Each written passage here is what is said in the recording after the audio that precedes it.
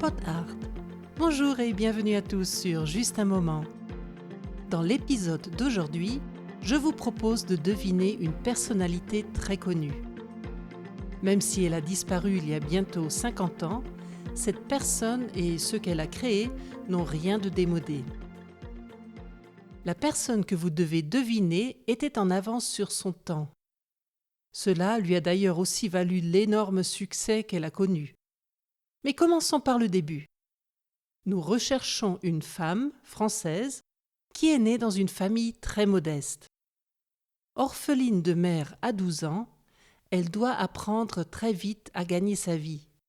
Nous sommes à la fin du XIXe siècle et que faisaient les filles à l'époque ? Elles apprenaient à coudre et pouvaient ainsi subvenir à leurs besoins en exerçant le métier de couseuse. Notre personne à deviner suit également ce chemin. Mais elle a d'autres ambitions. Elle fréquente les lieux chics de l'époque et fait ainsi la connaissance de jeunes hommes fortunés ou titrés. Parmi eux se trouve un Anglais qui deviendra son compagnon et lui prêtera l'argent pour ouvrir sa première boutique. Au début, notre personne mystère ne vendait que des chapeaux.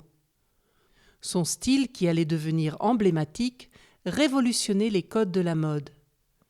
Contrairement aux chapeaux à la mode alors, qui étaient surchargés de plumes et d'ornements divers, les créations de notre personne à deviner étaient bien plus sobres.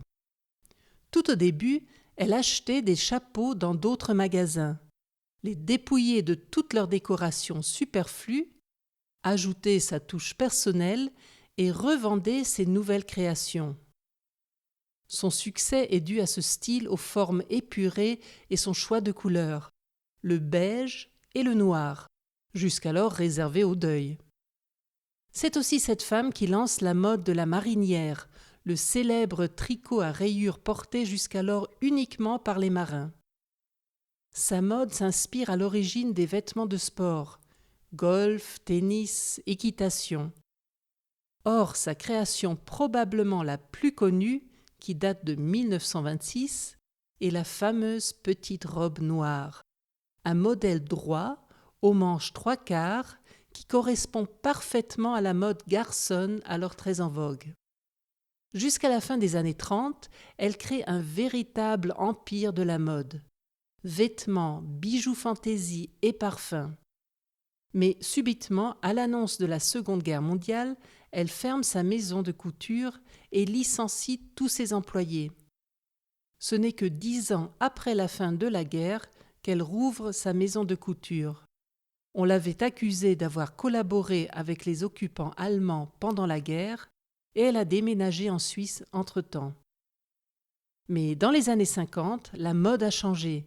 Les formes féminines sont accentuées, ce qui est à l'opposé de ce que représente le style de notre personne mystère.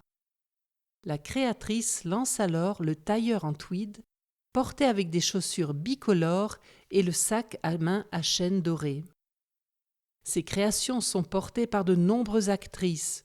On se souvient également du tailleur rose porté par Jackie Kennedy lors de l'assassinat de son mari. Décédée dans sa suite de l'hôtel Ritz à Paris en 1971, elle est enterrée en Suisse sur les bords du lac Léman. Je pense que ce n'était pas très difficile et que vous avez trouvé le nom de cette femme. Alors notez-le dans les commentaires sur justunmoment.ch. Et voilà pour aujourd'hui. Je vous donne rendez-vous dans 15 jours, c'est-à-dire le 13 novembre.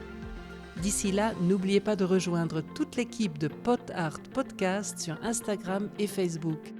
Et à bientôt pour un autre moment ensemble.